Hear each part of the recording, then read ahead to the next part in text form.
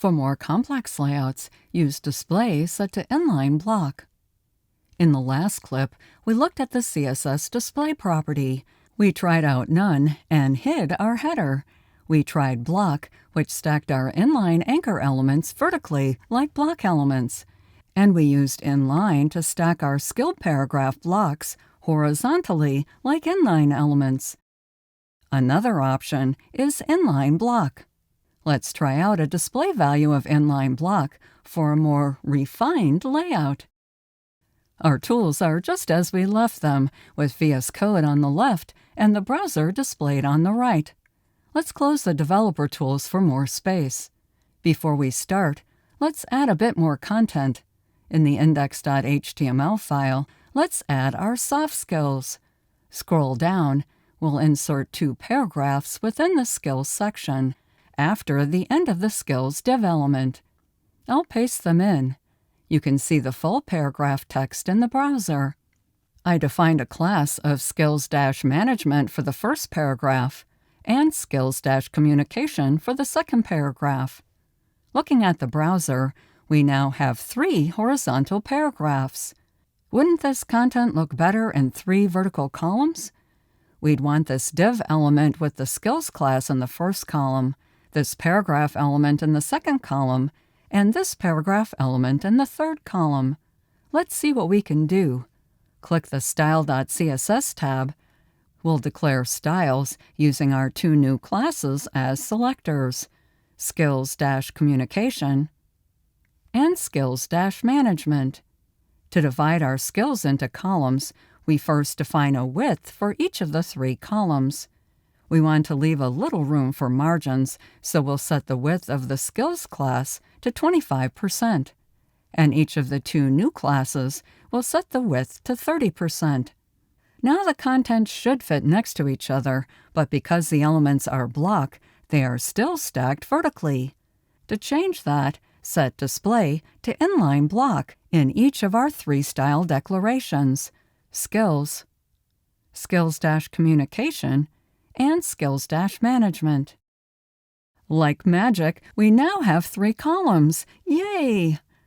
Recall that Inline-block allows the content to flow in line, and we can specify a height and width. But we do need to clean things up a bit. Let's delete the display property in the Skills P rules, and in Skills-highlight since we now have it set on the parent skills element. And let's add some margins. We'll add a left margin of 20 pixels and a right margin of 10 pixels. How's that look? Notice that we used a percentage width here and not a fixed width, so the sizes are adjusted as the browser size changes. Cool! But the column content still looks a little funky. Looks like the content is aligned to the bottom. I'll again lay out the windows. Recall from earlier in this course how to align our content? Let's set vertical align to top in both of our new skills rules. That looks better, but not perfect yet. Let's use the developer tools to figure out what's wrong with the left column's top spacing. Open the developer tools and scroll the browser so we can see the skills section. Then in the developer tools, navigate down to the skills section, main, section. Clicking on the div element, we see that our skills class has top padding of 5 pixels, and the skills paragraph elements have a top margin of 5 pixels, but our new paragraphs have a top margin of 24 pixels. Let's add a margin to the skills class rules and set it to 24 pixels to make them even, and set the padding to 0 pixels. Now our 3 paragraphs align at the top. Excellent! Let's close the developer tools. Our resume styles are starting to come together. And if you want to improve the look further, change the font and colors of the first column as well. When you're finished, let's go back to the slides. So, CSS Flow describes the way the element boxes are laid out on the page.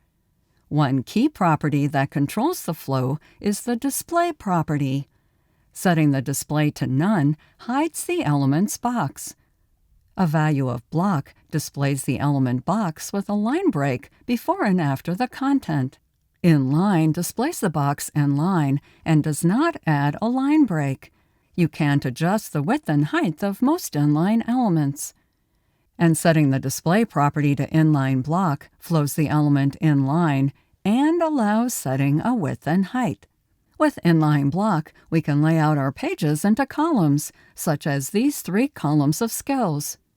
Even though these are block elements, using a display value of Inline-block flows the elements horizontally, and yet allows setting the width of each column for a cleaner layout. Up next, let's talk about how styles cascade. If this video was useful, please like and subscribe.